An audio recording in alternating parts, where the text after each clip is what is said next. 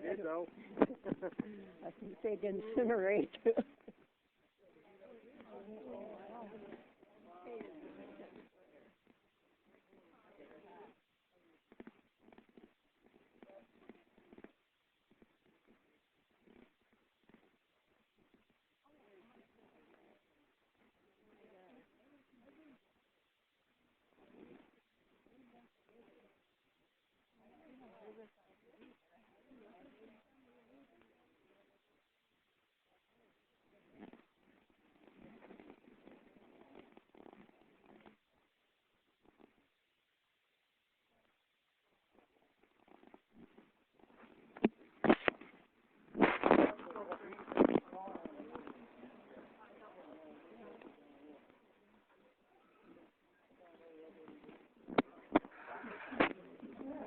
More, anybody? Yeah, thanks, Mark. These ones under here have a special magic effect where rainbow colors might happen. You never know. And they have to catch on fire like that, and then give them 5 minutes, and they'll come out and we'll see what we have. These ones are just cooling, and we're going to wait for them to cool a little bit more. Just start pinging.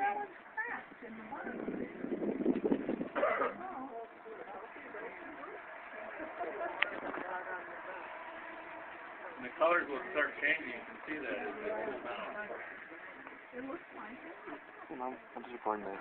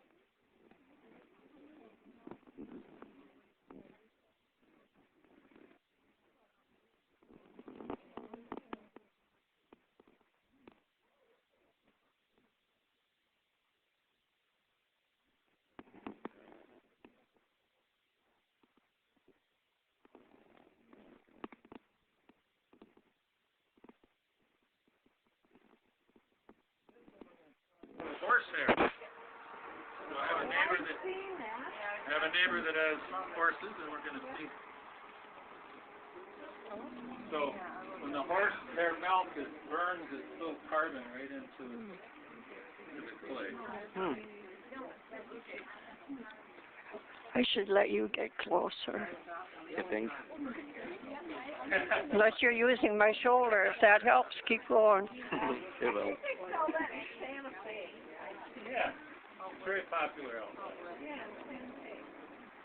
They must like burning hair out there.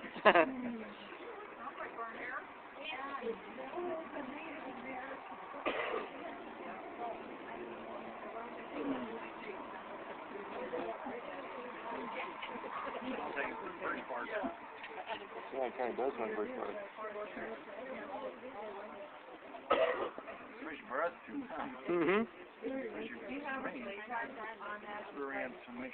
is the raw clay. I know, right? I have some glaze on the top part.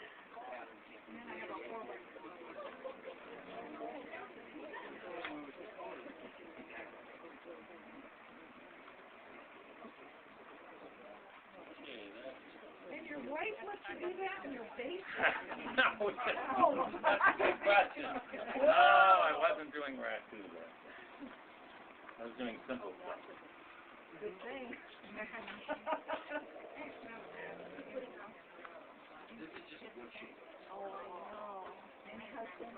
Let's give Blaine a hand for risking his life. 2,000 degrees. What's that about? We're going to breathe some fire? Oh, no. The next show we'll do some fire breathing. Okay, so I'll tell you real quick how this happened. It's like a 2,000-year process that was discovered by accident, really. The Japanese had an earthquake, and they lost a lot of the ceiling tile, and they needed to make it really fast to replace it on the structures. And the people that were running the kilns usually let them cool down for a day, but they needed to get them so fast that they started pulling them out when they were pretty hot, and they were afraid that the thermal shock would break them. That's why you don't open kilns when they're hot. But oddly enough, they were using a clay because they needed it so bad. It was a little bit inferior and had sand in the clay, which allowed it to breathe a little bit more and let go of the thermal shock. So they kept getting riskier and riskier, and pretty soon they were pulling them right out of the hot kiln, and they wouldn't crack. So that was kind of the birth of this idea. And when the Japanese potters got wind of it, they thought, let's just do that for fun. So they had little tea ceremonies. They made little teacups. Those are the very first vessels that were done with this technique, called raku, like raccoon without the un, raku. And so they had a blast doing it, and it stayed right in Japan for hundreds and hundreds of years.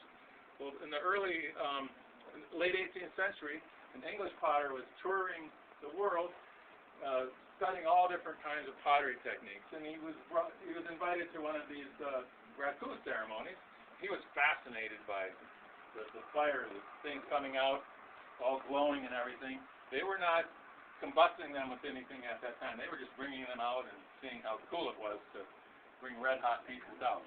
Well, he wrote about it in his little journal, which eventually became like the Bible for all potters. His name was Bernard Leach. And still to this day, this book is like the Bible of all pottery techniques.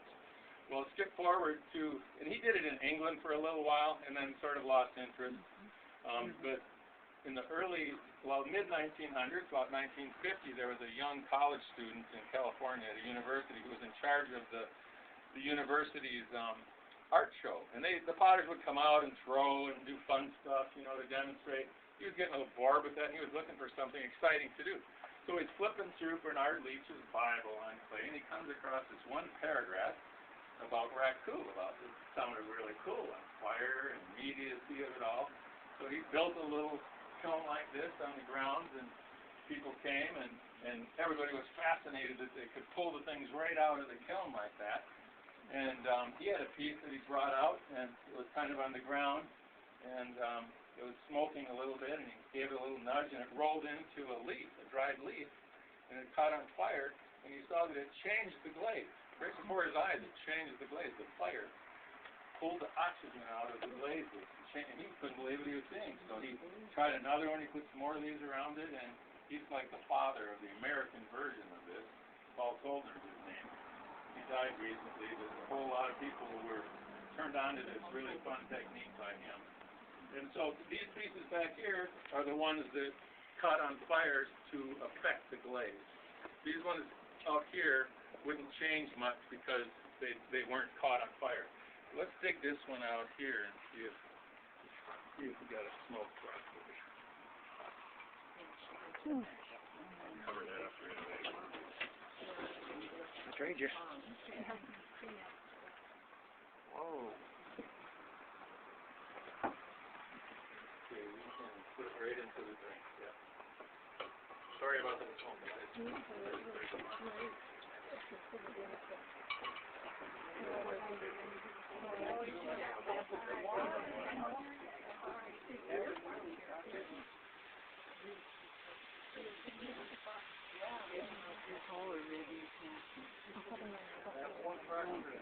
Because of the special clay, it has a lot of sand in it, so it breathes. It can let go of the heat immediately.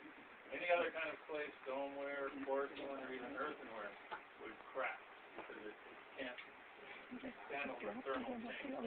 Blow that out, yeah.